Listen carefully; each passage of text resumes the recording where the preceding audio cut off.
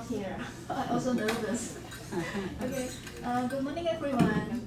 Welcome to the panel Social Resilience, panel 2, panel with 2 presentations. I am Vita from the Department of Southeast Asia, Wenzao University, and we have Professor Frank from the Department of History, National Tsinghua University, as a discussion for this panel. Before we begin, I want to introduce our panelists. We have 2 panelists in this panel. First is Associate Professor Lan, G.C. Lan, from the Department of Public Policy and Management from ICSEAS University. And the second is Abdul Muhaiminul Aziz from National Tsinghua University. And his presentation topic is about Pandemic and Identity in Indonesia Short Story Anthology Wabah at 2021.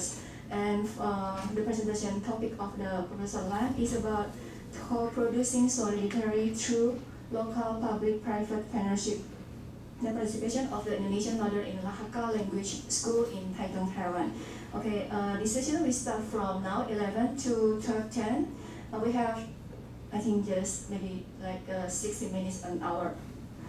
Each of our speaker will have 15 minutes to present. Is your presentation time, and then we'll follow by the Q&A section. There is an alarm to remind the presenter. During the session, we will indicate your remaining time according to the following schedule. 10 minutes into the talk, we will show 5 minutes remaining card. And 13 minutes in the talk, they will show 2 minutes remaining card. And if you, in 5 minutes, they will ring the bell just once to remind you that your time is up. Okay, we start now. Next, we would like to welcome our presenter to start the presentation. First, the tune will be given by the first presenter. Please, Professor Lan. Take it. Can I have my PPT? Okay. Thank you.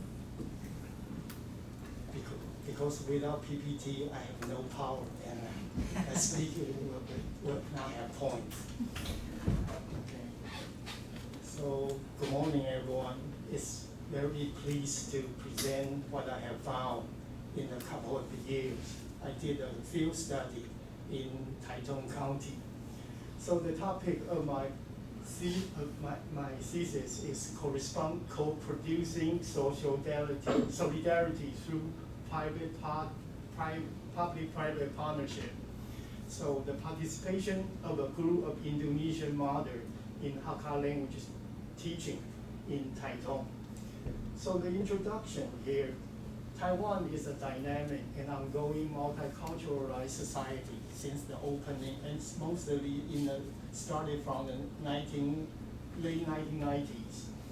So currently there are about 650,000 new residents, mostly foreign brides from China and Southeast Asia, and about 350,000 new second generation, and making them the 5th major ethnic group and 2nd largest group in terms of number in Taiwan.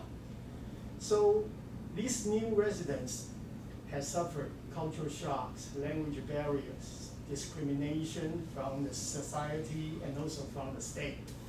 And their children have conflicting self-identification.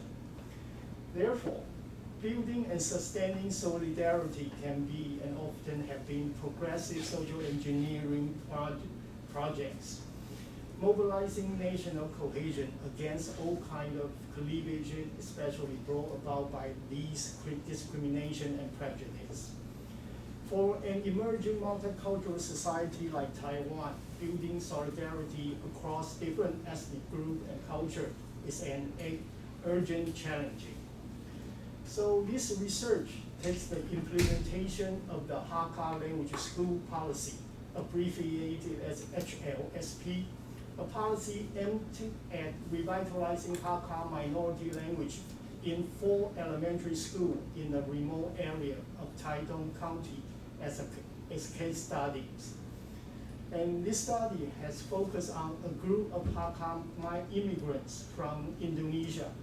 Being mother of the school children and Hakka is their mother tongue, they unexpectedly participate in Hakka language teaching which is not only improve the students' learning and performance, but furthermore affect their family relations, community atmosphere, and contributed to solidarity at the local level. So the objective of this case study are threefold. The first one, the analysis of the HLSP implementation in the 4 elementary schools in the remote area of Taitung. Second, examination of the outcome of these HLSP in terms of the code production and delivery of the public service in general, and solidarity in particular. Third, this study also focused on the impact on the lives of a group of Indonesian mothers who have joined the partnership by participating the Hakka language school policy. The theoretical background were built on 2 parts. The first one is co-production of the public services. Citizens, as a co-implementer, work together with the civil servant to deliver the public service. That means Hakka language teaching in this case. And citizens also, as the co-designer of the public services, they cooperate with the civil servants to plan and to design the policy, implement and deliver the public services. Third, the citizen as the policy initiator, triggering the planning phase of the policy.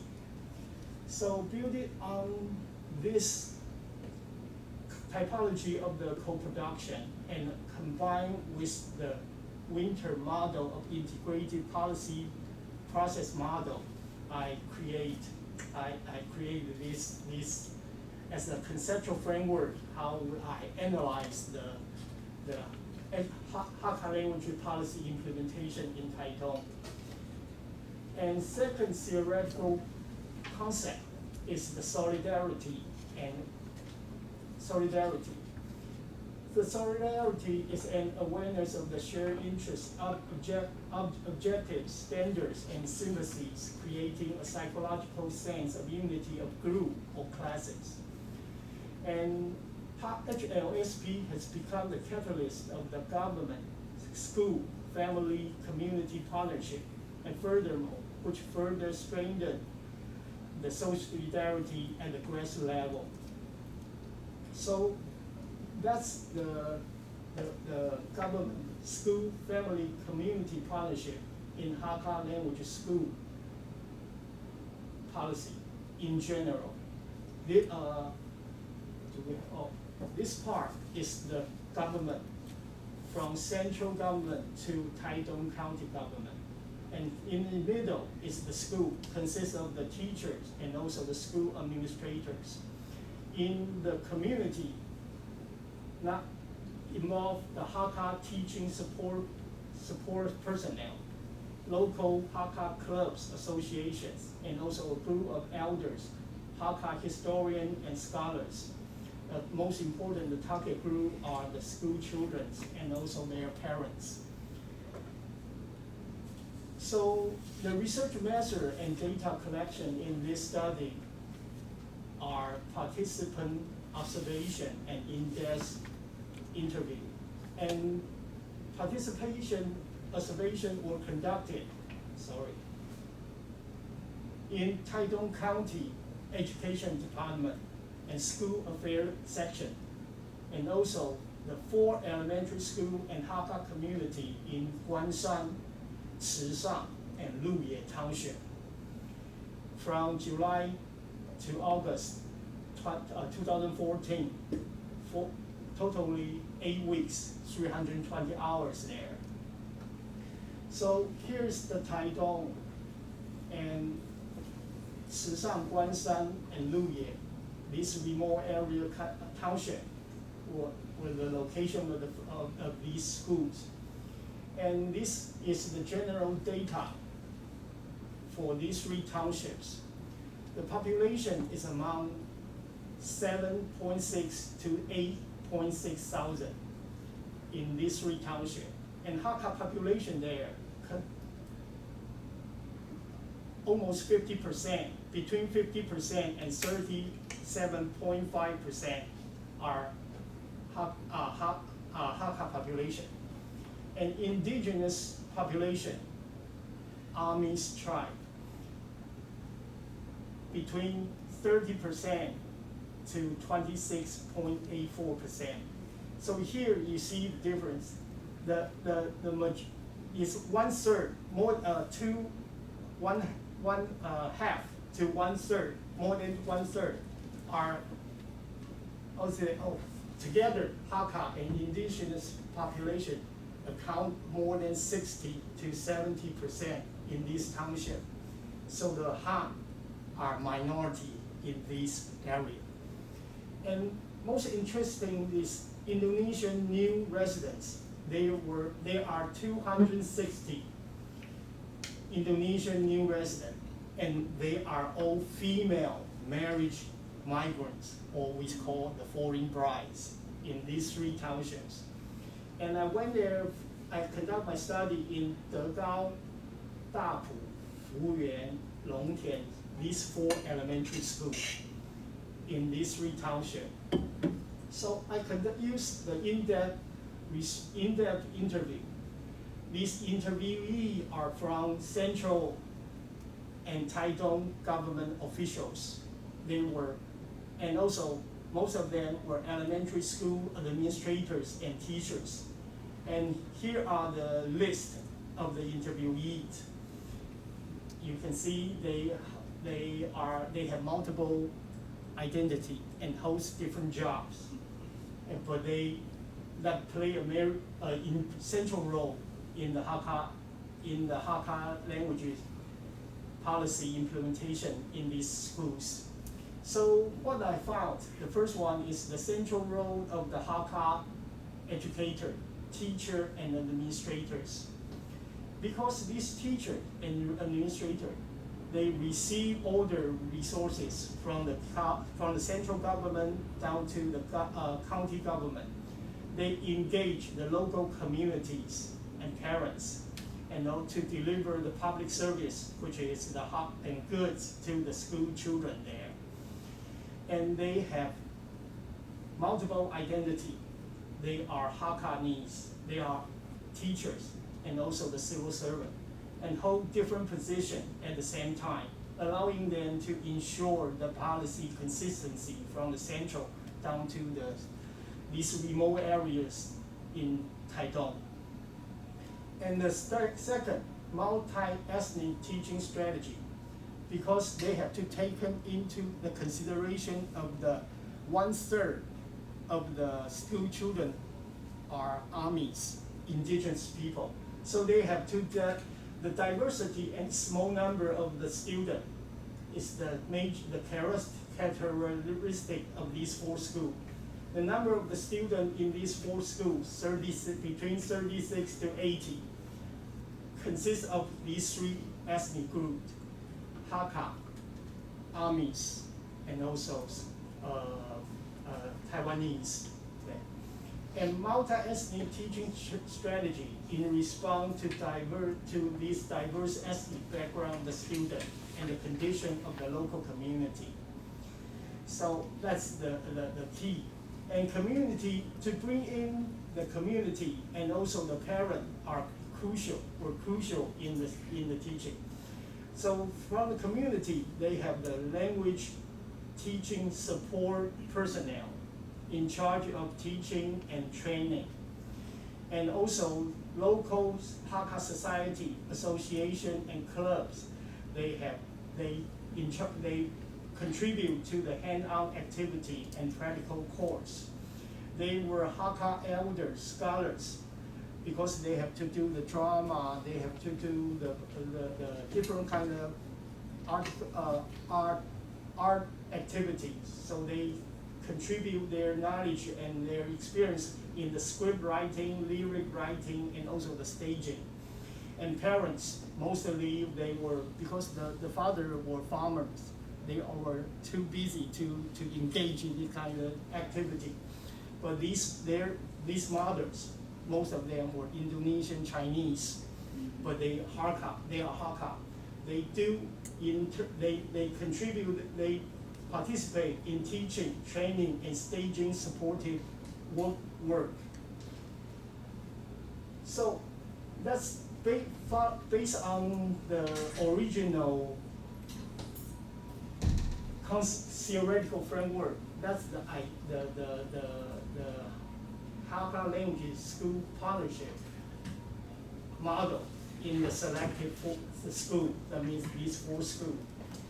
Okay, here is the county government. County government. So they have school affairs section, compulsory educational advisory group, local education promotion committees, and here's the teacher and the staff or the other administrators, and here's the Hakka community, and basically they were integrated together. So the second finding, small and beautiful policy outcome. Relatively less Taitung Elementary School received Hakka Language School grant, but won relatively more award in national Hakka competitions.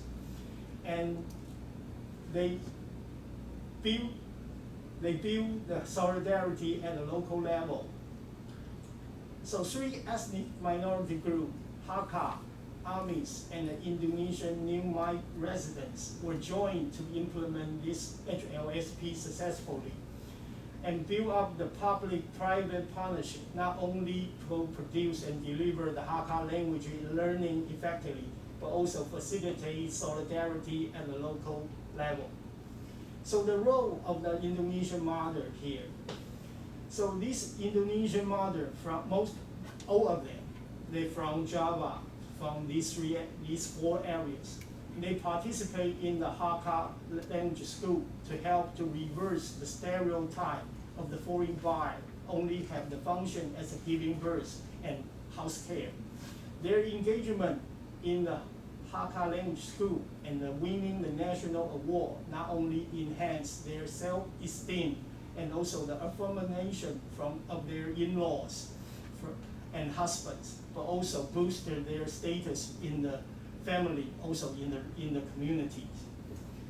So, sorry.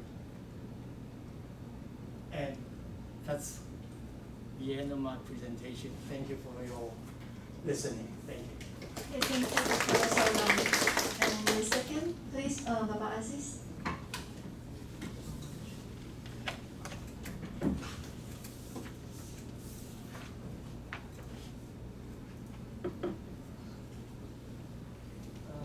Thank you for the opportunity that is given to me.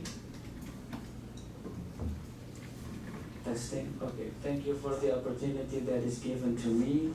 I will be presenting about my presentation. It's about the pandemic and identity in the anthology of Indonesian short stories, Wabah.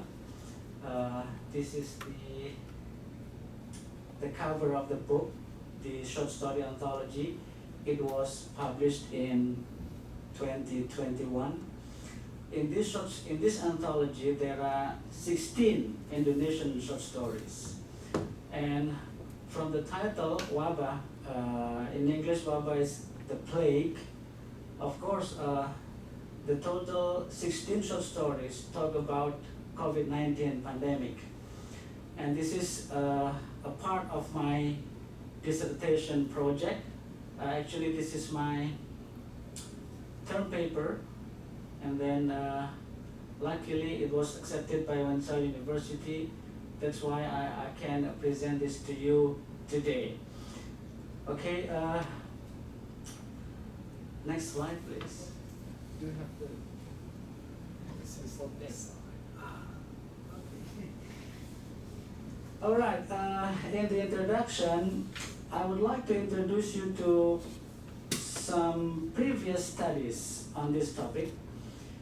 The first one, it was a study by Fajar, published in 2020. The title is COVID-19 Pandemic in 2022 Newspaper Short Stories. At least there are 2 findings in this research.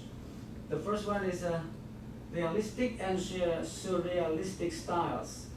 So based on Fajar's research, he found that the short stories about COVID-19 pandemic published in the newspapers in 2020, the short story used two styles, realistic and surrealistic styles. And then the second finding is the protagonists mostly have similar identities. For example, the characters are doctors, patients, people struggling amidst pandemic, and people being quarantined and socially restricted. And the second one, the second previous research is my own research. The title is Wayang and Identity in Indonesian Short Stories on COVID-19 Pandemic. I present this research last month. In this previous research, I found three findings. Number one, in times of crisis, including COVID-19 plague, so I consider COVID-19 as a crisis. Wayang has an important role in self-actualizing Indonesian people and institutions. So in the short story talks about wayang. Wayang is Indonesian puppet show. And then the second finding is textual and institutional analysis enable one to reach a more comprehensive understanding of literary works, including short stories. So not only textual analysis, but also institutional one. I will explain to you more about this later when we come to the methodology. The third one, not only does wayang represent constructivist identity, but also essentialist identity. So there are two types of identity in this case. Essentially, human, either directly or indirectly, acknowledges the existence of the stronger power outside him or herself. And constructively, human has choices whether or not to self-actualize him or herself. From these two previous studies, what is the gap? The gap is pandemic and identity. I try to see what is the relationship between pandemic and identity in this case. Pandemic as a crisis, is it related to the identity of the people because of the crisis? Okay, theoretically, when we study theory about conflict, we will know the real identity of a person when he or she is in conflict. How he or she responds to a conflict, this determines his or her identity.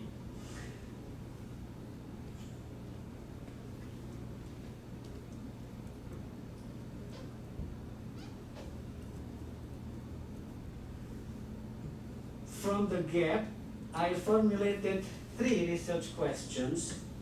How is the pandemic textually and ideologically constructed in the short stories on COVID-19? Textually and institutionally constructed in the short stories on COVID-19. So textually and institutionally.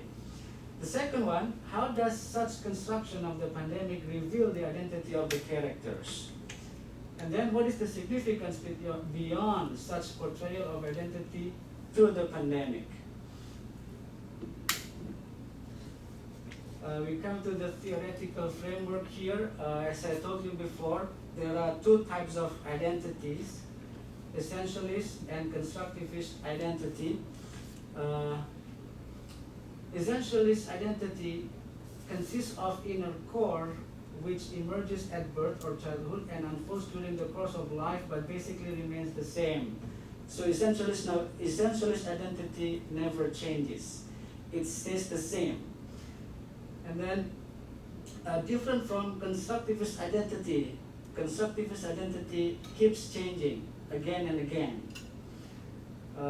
And these two types of identity exist in human being, whether it is in literary characters or in human being in reality. Okay. In terms of the methodology, the first one, I would like to start with purposive sampling. In this case, this was the method that I used when I select the data. Why did I select this anthology? Of course, there are several types of anthologies of short stories talking about COVID-19, but I have to choose which one that is suitable for my purpose here, for the sake of writing a paper. I use purposive sampling that consists of criterion sampling and theory-guided sampling. Of course, as a researcher, I have my own criteria why I choose this anthology rather than the other anthologies. And then, of course, I use theory-guided sampling based on the theories that I have read. I decided that I choose this anthology. And then textual analysis, okay. The research design is basically discourse analysis. But there are two types of discourse analysis. Discourse analysis 1 is called textual analysis, and discourse analysis 2 is called institutional analysis.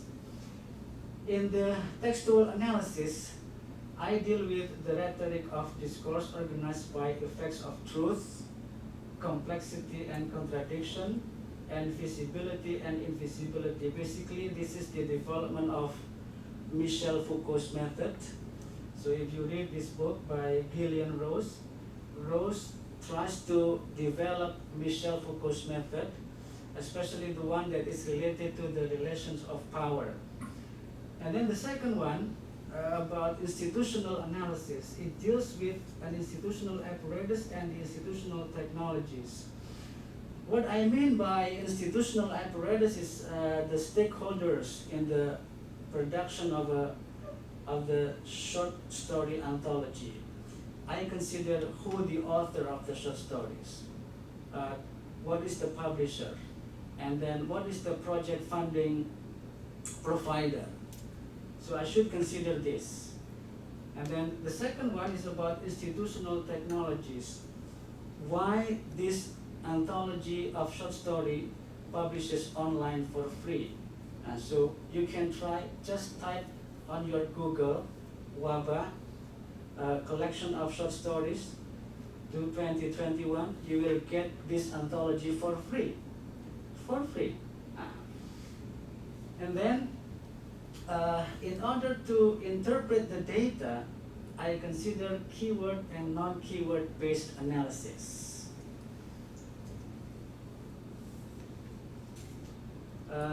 This is the way I organize my findings based on my textual analysis. As I told you before, totally there are 16 short stories, but it is impossible to talk about them completely within 15 minutes. That's why I try to randomly pick up 4 short stories to be presented here. The first one is called Perang Tanding in Bahasa Indonesia. I translated this into the duel.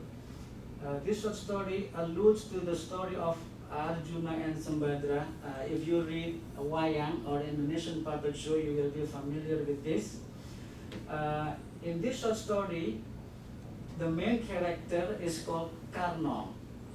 It alludes to the story of Adipati Karno, in the Wayang story. And then what is the effect of truth in this short story? There is a conflict between struggle and success. And the complexity and contradiction, of course, COVID-19 is a complexity, is a crisis, it's a difficult situation that has to be faced by the characters. And then there are tough and full of doubts or dilemmas. So the main characters faces a dilemma, a dilemmatic situation, whether to, what is it? He actually wants to help his family, but COVID-19 prevents this. He cannot see his family directly because of quarantine and so on. It is a difficult situation. And then visibility and invisibility, this short story uses visible method. What I mean by visible is the short story